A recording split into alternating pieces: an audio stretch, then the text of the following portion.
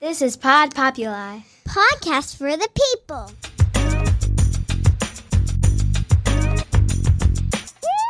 The Great Love Debate.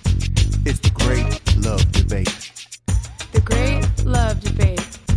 It's the Great Love Debate. Hi again, everyone. It's Brian Howie. Welcome to the Great Love Debate, the world's #1 dating and relationship podcast. Since 2015, I am back here in the very fine studios of Pod Populi, podcast for the people. It is what they call the season down here. It's festive. It's fun. It's nice. It's sunny. All the good things. We've been doing this podcast, as you guys know, a long, long time. And the overwhelming majority of our episodes, we always are trying to push that the motivating factors when it comes to love, dating, relationships are hope and possibilities, and we always want to say that things are rooted in that, and all the good things are rooted in that. Yes, I stand by all that. But let's put that over on the side here for a second, because I want to get into something a little deeper, a little more complicated. I got a real pro who's going to come in and help me in a second. But so much of our dating, and I used to talk about this at our live shows back in the day, and it really put a downer on it, so I stopped talking about it, which is a little bit dishonest. But so much of how we date, love, exist in relationships is rooted in fear. It affects how we date. It affects who we date, even why and when. Everything is somewhat rooted in fear, and fear can be a motivating thing, but a lot of times it holds us back, not just in dating, but in the changes we want to make in our lives that's going to lead to hopefully something better. So I want to take a deep dive on that. I hate to bring her. She could probably talk about a lot of things, but I heard her say something about this, and I'm going to tell her what she said that I thought was so interesting. She is an empowerment coach. She's the host of the Bravo Unscripted podcast. She knows a lot about a lot of things. Like I said, I had to bring in a pro when I take on the lovely Suzette Bravo. How are you? I'm amazing, and thank you so much for that introduction. I think I might just have you come around with me and just introduce me to people, because that was really great. Except for the fear part. I heard you say once, and I was like, oh my God, that's smart, that the old adage that when you fall off a horse, you got to get right back on is the way people are sort of told to live their lives. And a lot of people do that. They jump from relationship to relationship. They jump from experience to experience. And I heard you say that before you get back on the horse, you got to kind of figure out why you're sitting in the mud. Like, what am I doing down here? Like, why do I do these patterns? Why do I and people are so afraid not just to do any analysis on the mistake they made or on the situation they got themselves into. I think a lot of times because they don't want to take ownership of it. That guy hurt me. He was a bad guy. That relationship wasn't right. I did this or whatever, because they're afraid to look too closely, which is the growth we all need, is sort of self-analysis. I think people are afraid to do that, which drives a lot of decisions when it comes to love. 100%.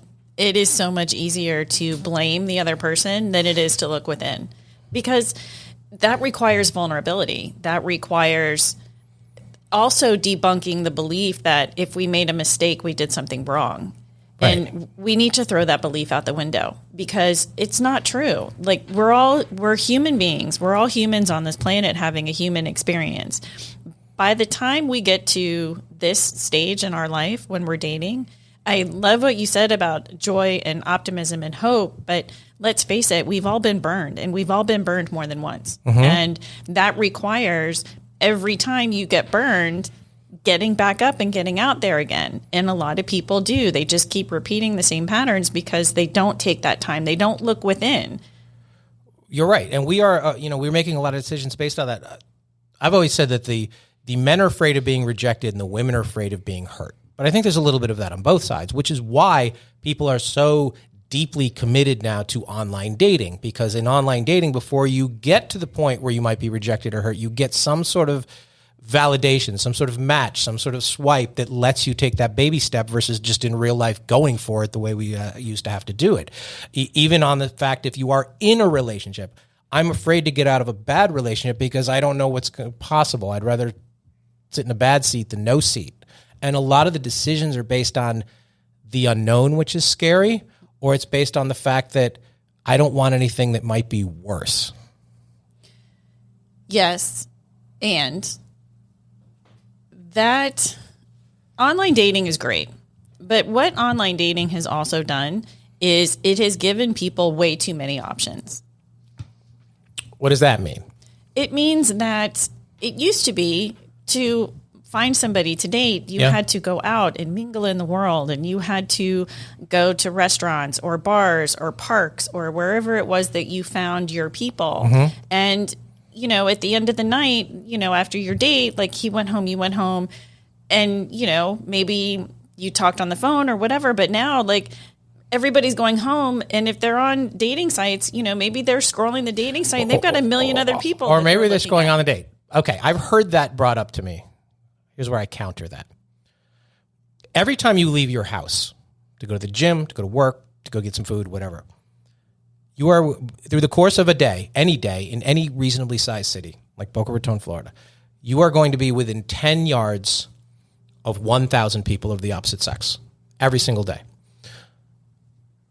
You're going to be within 10 yards of 1,000 men. I'm going to be in 10 yards of 1,000 women, if that's your preference. Unless you're giving yourself a real bad case of carpal tunnel syndrome swiping, you're never going to swipe on 1,000 possibilities. No, that is so I believe that people think that is a pool of safer opportunity than looking at, oh my God, all these people here. I don't know how to engage with them. I don't know how to approach them. I don't know how to recognize the possibilities that I talked about. You know, and if you did the math on that and you're like, okay, if I had a chance to engage with all 1,000 people for 5 minutes each, how many do you think you could possibly have a spark with that could lead to falling in love? I don't know, 6, 7, something like that. And you can kind of look at that like needle in a haystack, like that's not a big percentage. But if you looked at every single day of your life, as long as you, in a course of a year, if you left your house, there's 6 or 7 a day. Over a course of a year, that's 2,000 people that you could fall in love with if you engaged with them. So the fear that I'm talking about is the fear for that. That seems overwhelming. That seems like I don't even know how to go about finding these people. So I'm going to narrow my criteria. I'm going to go into my online platform and at least be like, oh, that's where the options are. We didn't used to date that way. No, and it definitely provides much greater opportunities than you do because you have access to a lot more people. But the key, and it kind of goes back a little bit to how you open this conversation, is it all comes down to fear and that fear of not wanting to be vulnerable.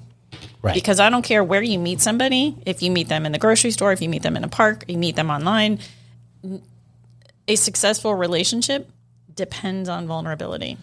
I agree. And I think that there's a lot of unhappy people. There's a lot. But I think there's a larger pool of people now, 2023 as we record this, in America, doing the work and going to, especially the men, going to the scary place of vulnerability, of asking questions, of trying to find answers that has ever existed. And I think, just like you said, the lack of judgment is probably going to take a generation for everybody to understand, like, there's good in doing that, especially for the men. The men are so used to, I have to be strong, I have nothing wrong with me, and they bury all this anger and fear within themselves, and it manifests itself in a lot of bad ways. But the more women that can put out there, like, this is a good thing. I know you're fucked up. As long as you know, we can work with this together. You know? I think there is an environment now where more and more women are telling the men, I like that you're doing the work. I like that you're going to therapy. I like that you're asking questions and you are vulnerable, which for generations we weren't taught to do that.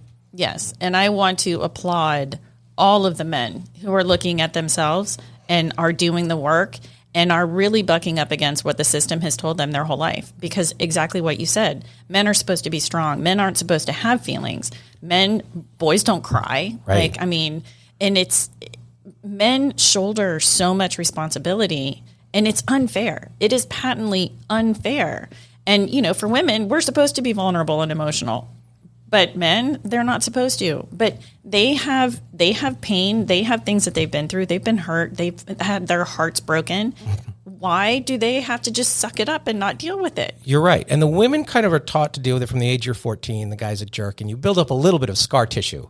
Yeah. And learn how to process. And your friends will get, their friends will scatter. There are so many men that might be in their 30s, 40s, 50s who are carrying around either anger or heartbreak from some girl in high school who might not have even known they existed. You know, some incident, some rejection that scarred them and wounded them so badly that who knows how this is going to turn out. You can be in a relationship with somebody for 8 years and not know, and something could trigger him, and then it's like, ugh. But back to the fear thing, the women can't operate that way either. And it's really hard for the women to date not knowing, is this a time bomb? Is this guy a basket case? Is this guy angry? Is this guy whatever? Because you can't read either how much work he's done or how much work he needs to do, and you don't want to lead on a date with, so how fucked up are you? Can I have the number of your therapist so that I can call her and get approval? Exactly. Yeah, and it goes to what I was saying. When you fall off the horse, you don't just get back on. This vulnerability and this doing the work and this asking the questions is sitting in the mud and saying, okay, that didn't work out the way that I wanted it to. Right. What can I do differently in the future? Where do I need to focus attention? Because it's not, when we blame the other person, you're putting your control outside of yourself. You're trying to change somebody else, and we can never do that. Right. And in that, you give all of your power away. You can't change them. It's about you. You can't. Right. And we are trying to we're either trying to change them for us, or we're changing them into something that we believe we can handle, because we're afraid of the unknown. And everybody's different. Every relationship is different. And going down that path with somebody and all you know is what didn't work out with the last people and all the people before, that's scary because there's no guide. And even if it's going well for a lot of people, this is the first time I've ever felt this way. This is the first time I've ever, that's scary because you don't necessarily trust it either. You don't trust the shoe's going to drop. You're not going to trust this. Good feelings scare people too. Right. So in that fear of, oh my God, this feels really good, when is the next shoe going to drop? What do we try to do? What most of us go to a space of control. Okay, so if I can control every little thing about this person, everything about this environment, everything about this relationship, then I can make it successful.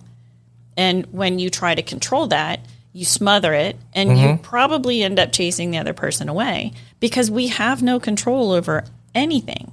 Except the only thing we have control over is our response to stimulus.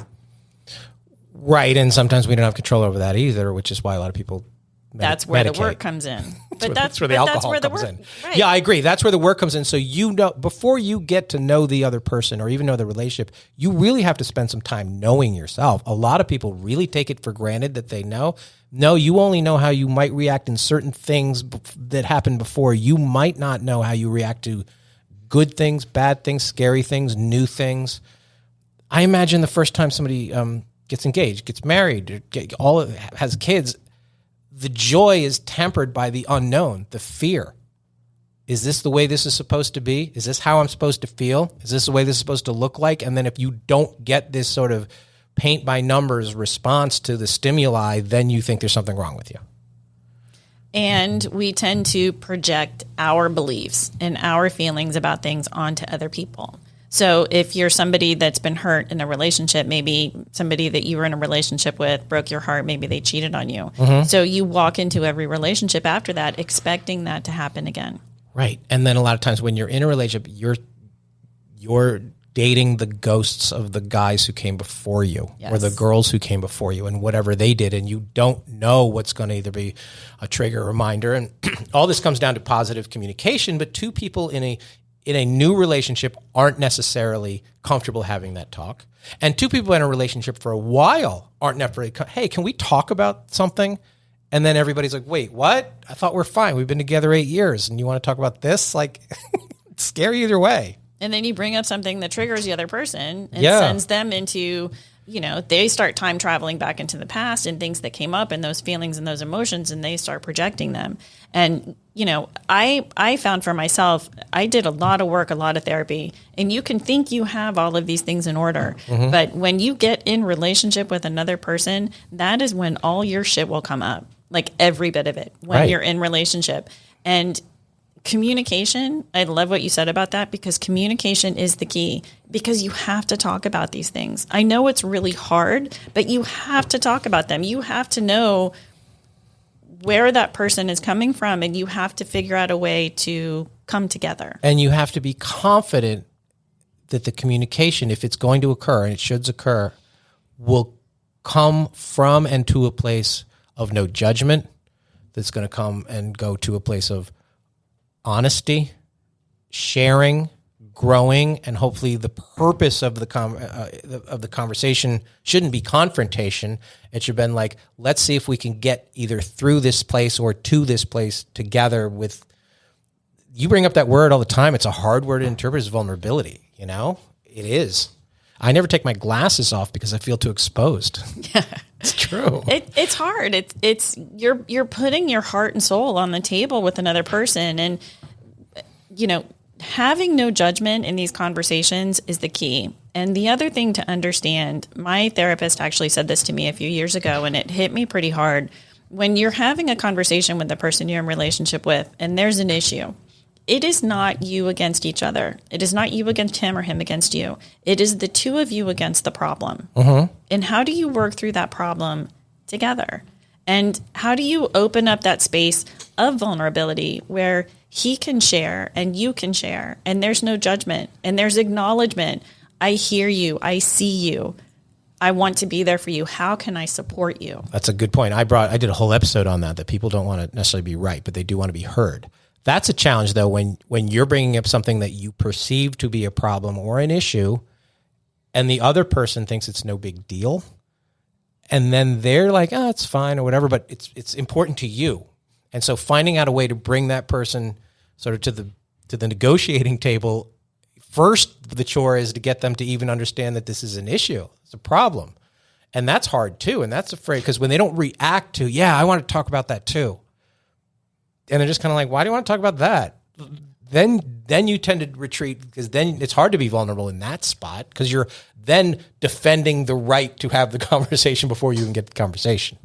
Right. So the goal, you want to be in a place where the goal is not to be right. Do you want to be right or do you want to have a healthy relationship? Because oftentimes you can't have both. And there is a negotiation. And it is about, again, vulnerability, saying to your partner, I know this might not be a big deal to you, but it is very important to me. Mm-hmm. And then ask for what you need in that. Right. So it would be very helpful to me if you could XYZ.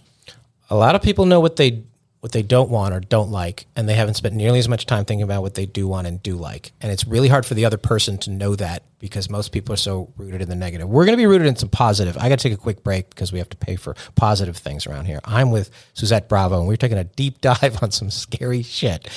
But we will be back right after this. And we are back. So I've heard you talk about this before, and it fascinated me. What was your moment where you're like, I need to talk to somebody. I need some help. Was there a moment or time where like therapy is an option to me? Like you didn't just come out of the womb asking these questions. No, it was I fell in the mud. I was sitting in the mud and I was like, why am I in the mud again? Like I keep getting up and getting back on the horse and now I'm back in the mud. And there was this moment where I was like, oh, it's me. Like, it's me. I'm the problem. And that's when I was like, okay, I need to do better. I need to do better for me. Right. Isn't that better? And people don't want that. The one you can work on and change is you. It should be a relief to know the problem is you. Right. People don't want to take that burden on. I can work on me. I can't work on society. Exactly. And that's why when you blame and you put everything on society and everything outside of you, you have just essentially given all of your power away, every bit of it. Right. You have no power in the world outside of yourself. So look at you and look at how you can show up better in the world because let's face it, lead by example. If you want a healthy, loving relationship, create love and creativity within yourself. Yeah. The old line, don't worry about things you can't control because if you can't control them, don't worry about them. And don't worry about things you can control because if you can control them, don't worry about them. Right. Easier said than done. But so let's get into that concept for a minute, the concept of self-love. It's very nebulous. It's very catchy. It's very manifesting and self-love or everything. But it's a real thing. I believe that self-love is the willingness to pull the rock up and let the sun shine on all of the bad stuff that you have covered up before. And if you're willing to do that, it means you care enough about yourself your future, maybe the relationship, the people around you, to recognize it. At the very least, recognize. I'm not saying fix it, but recognizing it. That I always believe that's the first step. I agree. And self-love is one of my favorite topics because the problem is that we learn over our lifetime that there are things that we have all done, and we tend to label them good or bad. And we develop what is often called the shadow self, which is the part of yourself that maybe you don't put front and center. You know, it's things that you've done in your past that maybe you wish you had done differently. And it's okay. We all have a shadow. We do. And when you can incorporate your shadow into your light and accept and honor all of the parts of you, the parts that have made good decisions, the parts that have made not such good decisions, then you can move forward from a space of worth. Because what happens when you don't love yourself is you tend to think that because you don't love yourself, you don't deserve the things that you want. And if you're walking around in the world and you want love and you want acceptance and you want all of these things, but you don't believe that you deserve them, you will self-sabotage. Deserve is a good word. What do I deserve? And everybody does deserve to be loved and to feel loved. Amen. What is the first step to somebody either listening to this or somebody you talk to who's like, I can't even see a possibility of that. Like, is there one step? I mean, everybody, I'm always like, just go outside for a minute. Like, that's the first step. Get off the couch. Is there a first step towards, and picking up a phone and finding the right therapist is daunting to people too, because not only do you have to find a therapist, getting in the right relationship with the right therapist is almost sometimes as hard as getting into a relationship with a person.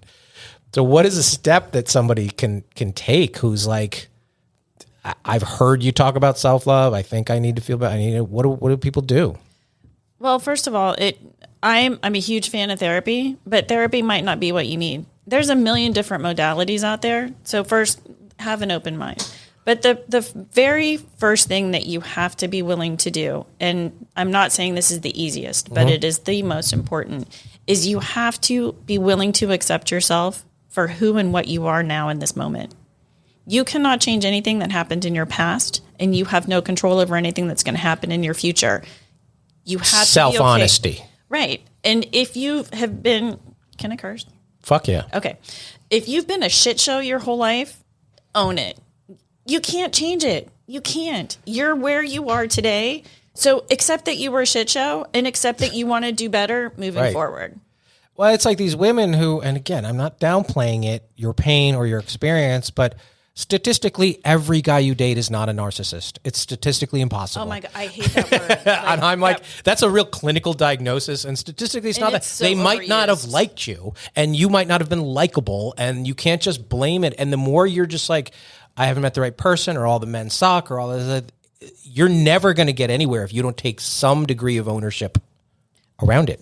First of all, we all have narcissistic tendencies. Yeah. Every single one of us. We do. Hence Instagram. And, right. But yeah, narcissist. That word gets so overused and it makes me a little bit crazy. But when you can accept where you are. Okay, so imagine you're going on vacation. You're going on a road trip and you pull up your GPS and you want to get to North Carolina. You're going to put in the address of where you're going. But the second thing your GPS needs is where are you now? And if you don't acknowledge and accept where you are now, your directions are going to lead you all over the place. You have to be okay with who you are. We have this tendency to look back at our past, at the decisions that we made from the lens of what we know now.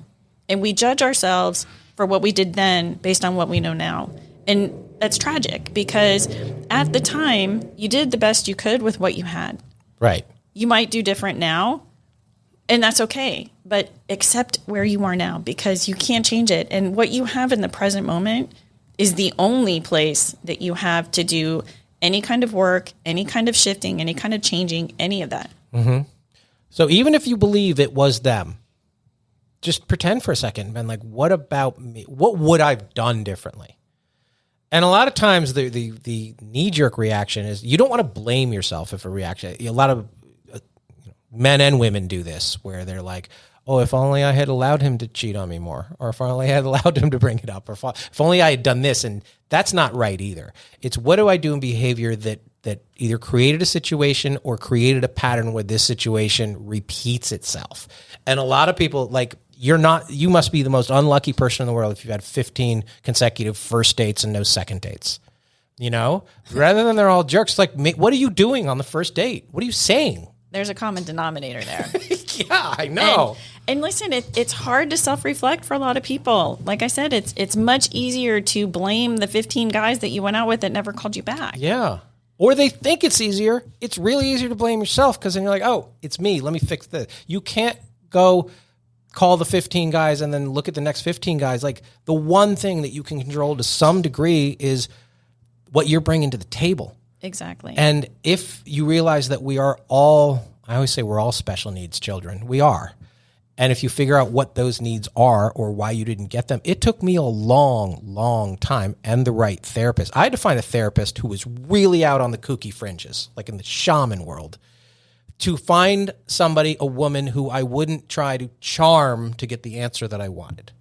I need somebody that I could just be so authentic with, because I'd gone through a series of them and I'm like, I just want my therapist to tell me I'm fine. And you're wasting a lot of money and you're wasting a lot of time and on trying to get an answer that you want. So I really had to go through to find one who was just a kook. And that that environment allowed me to go to this scary place and childhood and all that kind of stuff to figure it out. That took a long time though. And then you beat yourself up. Oh my God, I wish I did this when I was 26. And that's where acceptance comes in. So at 26, obviously you weren't ready because you didn't do it. Yeah. But you're doing it now and you are ready. So you're in this place and you can beat yourself up for not doing it when you were 26, or you can just accept that you weren't ready. You do. But you're doing it now. Right. But then there's a part of you that for once is not self-centered, and they're like, if I had done it earlier, would I have not hurt that person or those people, or that relationship would have worked out and whatever? And you can't call them all back up either and say, oh, you know, I went to therapy. You were right in 1996. Like, they don't care. They don't want to hear it.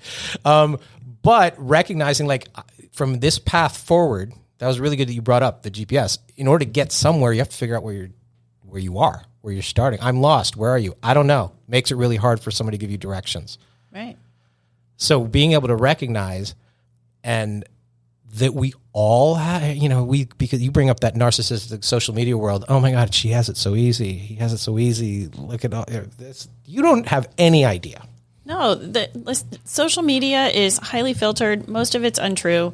And again, it comes down to the only thing you have any control over is yourself. You cannot be comparing your normal, average, everyday life to everybody else's highlight reel on social media. Now, how do you do it if either you're in a relationship and if your partner comes to you and says, you know what, I want, and you think everything's fine, and they come to you and they're like, I want to take this journey of discovery and self-exploration therapy, whatever you want to call it. That's probably, you're trying to be encouraging of that because 99% of the time that's a good thing. But you're also scared. They're like, oh, are they going to come out of this a different person and either recognize they don't need me? Or how do you be supportive of your partner's journey without trying to just maintain the status quo? Does that make sense? It does. And listen, that can be very scary because somebody's going on a journey and you're not sure where that journey is going to take them. But where that journey is hopefully going to take them, if they're stepping out into that journey, they're feeling that they're missing something. So they're seeking to grow and love themselves more deeply.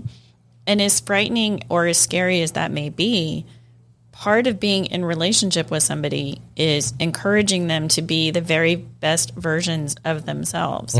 And whatever outcome that is, whatever uncertainty is there, I get it. That can be really scary. But so can being in a relationship with somebody who is not being true to themselves. Right. And you should want the very best version of them. Right. And you would think that you could be like, oh, the relationship's fine. Well, if they want to take this journey or seek this, some part of it is not fine with them. And then you're just kicking the can down the road on whatever the issue is. and you want to support, and you'd be like, you know what, I want to do that too. And I'm not saying you have to go to therapy together or do anything, but if you're both on these journeys, we've had people come on this podcast and they're like, it takes two complete people to come together. And I'm like, nobody's complete. Nobody. You should have somebody who's constantly working towards moving in the right direction. But if this idea, like, I'm good, I did all the work, like, there's no check please on that, It's a journey. It's a process. No, we grow every day. We take in different stimulus. We see different things. We meet different people. Our goals change. Everything changes. And as humans, it's just like a plant. You're either growing or you're dying. Like, we don't ever stop. We're never complete. And I want to circle back kind of really quickly to this thing that you mentioned a little while ago about blaming. Because, again, I want to caution everybody, be very careful about where you place your blame. And the greatest question that you will ever ask yourself is, how could I have done that better? How can I show it better? And the same thing. So when your partner is seeking to grow and is seeking to expand themselves, ask yourself, okay, how can I best support her, him in this venture of theirs? And hey, maybe this is a good opportunity for me too. How do you're in a relationship with somebody, there's some issues, trauma, circumstances, feelings that preceded you or have nothing to do with you. How do you suggest, I think you might want to talk to somebody. How do you bring that up? It's sort of on them to see it. Is there a way to politely say, have you ever seen a therapist, or would you like to talk to somebody? Like, how do you have that conversation? That's a rough conversation. It's a very rough conversation. And I'll be honest with you, I've tried to have that conversation before and it hasn't gone well. And that is a very... Are we having that conversation now? No. Okay. Those are very tricky waters because you want to be very careful about projecting, about judging, and about putting that person in a position where they feel defensive. Do you think you have a drinking problem? They're going to say no. Well, but there are times, okay, so if you're in a relationship with somebody and they just totaled their car because they drove home from the bar drunk, I think it's perfectly okay to say, hey, listen, I think you've got a problem and you need help. Right. Some things require more nuance. And, again, it goes back to, if somebody were having that conversation with you, how would you want them to approach you with it? Because if you come at a place of blame, mm-hmm. that person's going to get defensive. And once we get defensive, we tend to shut down.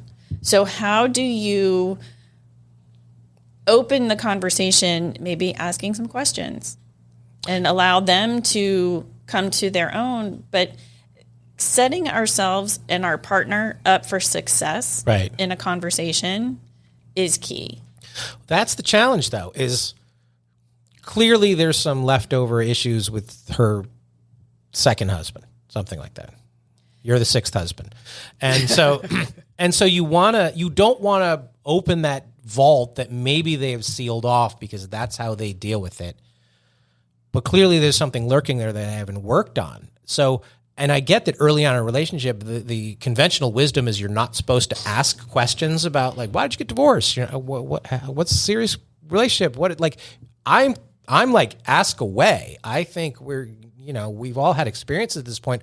I want to learn, but mostly I want to see what they have learned from it. If they're constantly like, yeah, this guy was an asshole and this sucked and blah, blah, and this, then I'm like, ugh, I want to be like, I just didn't give it the attention I wanted to. I wasn't emotionally vulnerable. Like, these are the answers I want. It's tough to bring that up and just hope they're going to just jump in the game over the fondue, Right. Yeah, I'm all for asking questions because I want to know. And, if you are involved with somebody and, you're the sixth wife and all the other five were crazy, red flag. Or died. Right. Exactly. Like, I want to know. Like, inquiring minds want to know. Yes. And I naturally ask a lot of questions because I'm curious. Yeah, and I think I'm always flattered when somebody asks questions of me. It shows they care to get to know me. Some people are like, why are you asking? Or you're prying or you're judging. And I think you have to set an environment of ask me anything, and hopefully that being forthright and honest and vulnerable, we talked about that before, will lead to, oh, wow, they told me that. I'm going to tell them this. And when those things come up in us, when somebody asks a question and we get triggered by it, the best thing to do in that moment is to take a breath and ask yourself, okay, why is this coming up? What is coming up for me in this? Because if we take a breath and we take a moment and we feel things in our body, because our bodies will cue us in on things before our brain does. The emotion comes up and then the brain goes to work trying to make sense of it. But if you tap into what's going on in the body, okay, so wow, like my breath is getting heavy. Like, I'm feeling this thing in my stomach. Why? What's coming up? And then a lot of times you can trace that back and figure out what's coming up for you. And just, when asking questions, that person might not be comfortable answering that in the moment. And two, like if somebody asks us something that we're not comfortable with, it's okay to say, you know what? I'm not comfortable answering that right now. I validate your question and I want to get back to you, but I'd like to take some time to really think about that before I respond to you. That's a good point. Because people might not have an answer, or they're going to feel there's a right or wrong answer. You don't want that. You don't want to give somebody like they're going to feel like they're getting judged on what the response is. A lot of people are like, what is the most serious relationship you've ever had? Or something like that. Who's the love of your life? People ask stuff like that. That could change depending on where you are in life. That could change in the moment. That could change this. And sometimes that might be too painful when you're trying to grow something new. But that you're interested in their experiences from, birth till the appetizer came, I think matters. I think that you're open to creating a non-judgmental space of sharing emotion and information, right? Yes, and you just hit the right word. It's non-judgmental. And that's really challenging because we all see the world through our own lens of the world. And it's been very colored by our experience. And you may even be on a date with somebody that you've known for a long time, but we have no idea what people have been through. No. And kindness is always the first route because you don't know. You could have brought something up that triggered something deep inside of them that was really painful and really hurtful. And it's okay to give them some time to move through that. It's okay if they don't want to talk about it. Yeah. If they're giving a waiter a hard time because it came out medium instead of medium rare, there's some stuff there that's not about the steak. That's a red flag. It is a red flag. That's a huge red flag. I agree with you. And so some guy suggested to me, he came to our my Great Love Debate in Boston, and he goes, I sometimes order something that is screwed up so they can see how well I handle the situation. I'm like, that's bullshit, but it's actually a good move. Like, people do notice that. Don't worry about it. We're good, And I'm like, okay, it's game playing with the waiter. They feel like a failure. But I get it. People want to know how you react, but for the first 90 days, everybody's sort of out with each other's publicist. They're sort of presenting the best version of themselves. It's hard to get the information you really want and that you really need. And that person might not be comfortable enough to share it for a long, long time. I think your goal, if you really want that information, and we should all really want that information, is to really set an environment of trust and sharing and growing and authenticity and the things we need for this to foster. Yes, I agree 100%. You can't ask questions and draw somebody into becoming vulnerable and then beat them up for becoming vulnerable and for what they shared. Yeah, I know. If you're willing to open that door, you've got to walk through it with them, and you've got to be okay with whatever's on the other side. Allow that person to share whatever's on their heart, and then you get to decide what that means to you. If they're sharing something with you that's a deal breaker for you, that's okay. It's perfectly okay. And I'm not sure we should judge anybody of how they were at 19 or before they became a parent or 3 marriages ago or 2 jobs ago or a different city or whatever. I mean, there's things that are deep rooted and there's things that might be patterns. But, if somebody, shoplifted from Target at 19 and they're 41 now and a responsible parent, I'm not going to hold that against them. I want to be like, what was going on in your life then that you did that? And how have you evolved? And what did I do when I was 19? Oh, or my God. 29 or 39? Exactly. And I'm like, nobody wants to be judged on their worst day. And I don't think you should judge anybody on their best day. It's how do they handle most days?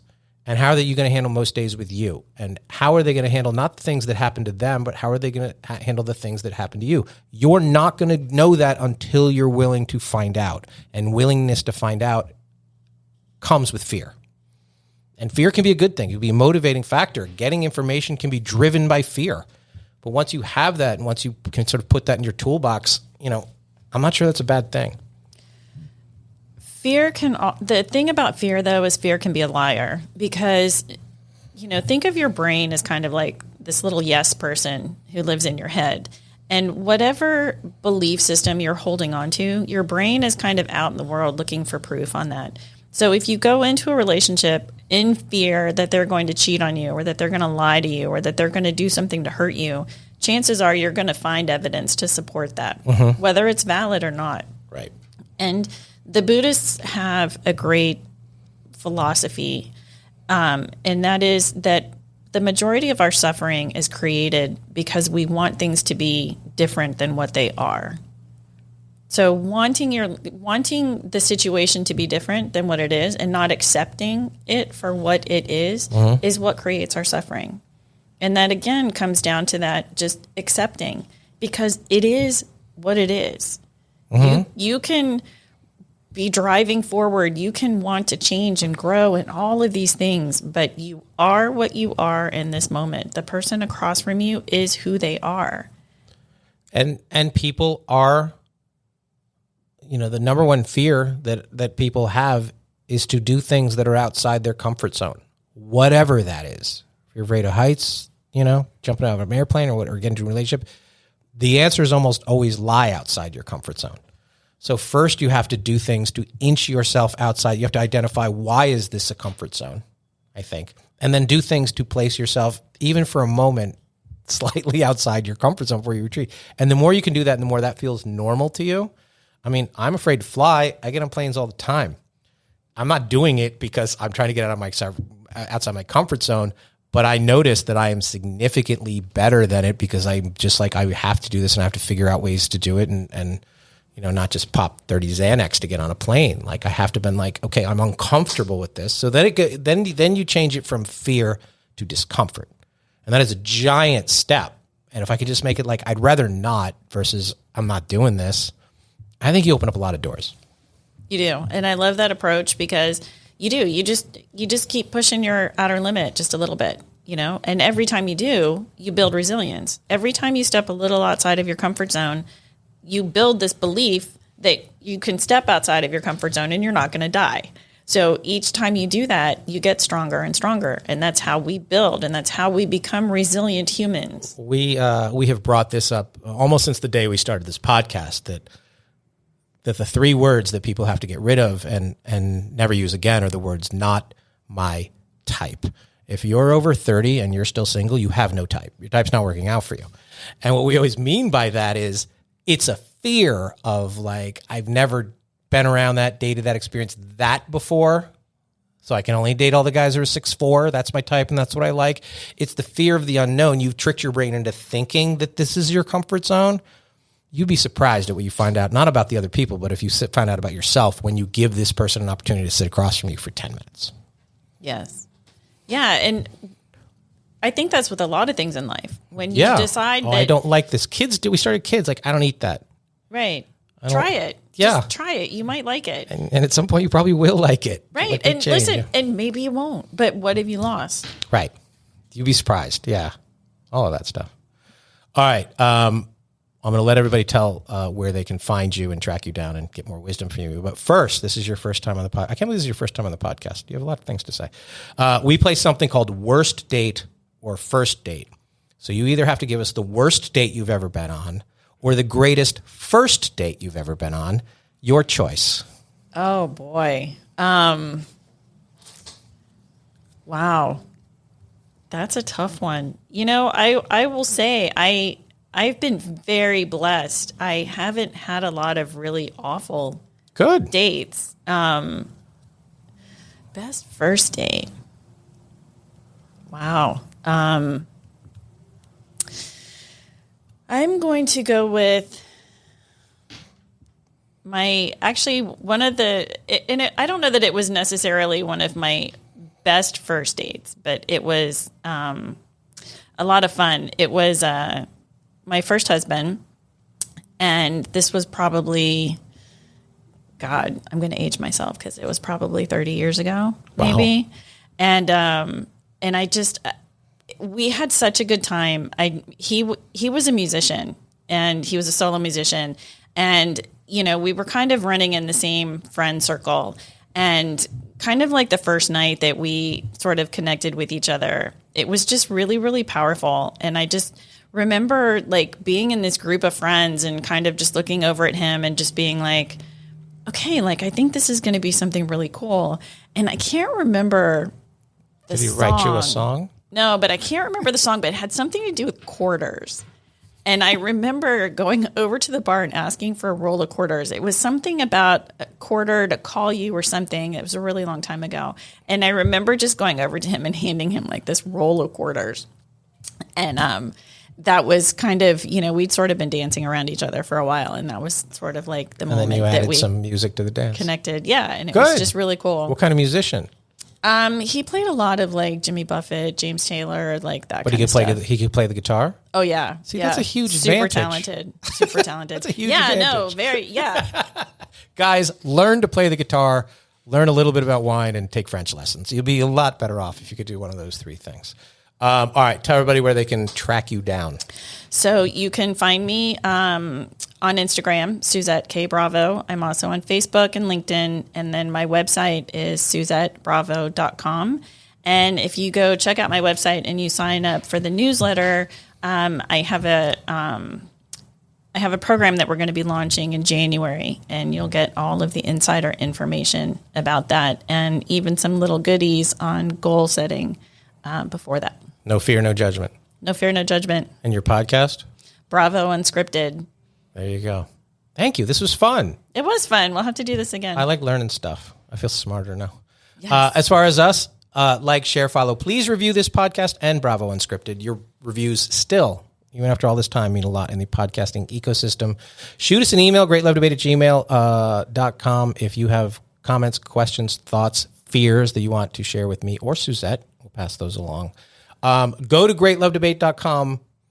Our big 10th anniversary show, the Great Love Debate Tour that started it all. We're kicking off our 11th season, if you can believe that, with our 10th anniversary show. And it's actually right here in Boca Raton, Florida. It is at the Boca Black Box Center for the Arts. Tickets are on sale now. It is February 6th or 7th or 8th. I don't know. It's on the website. It's early February 2024. So if you're listening to this in 2025, you missed it. Come to our 11th anniversary show then.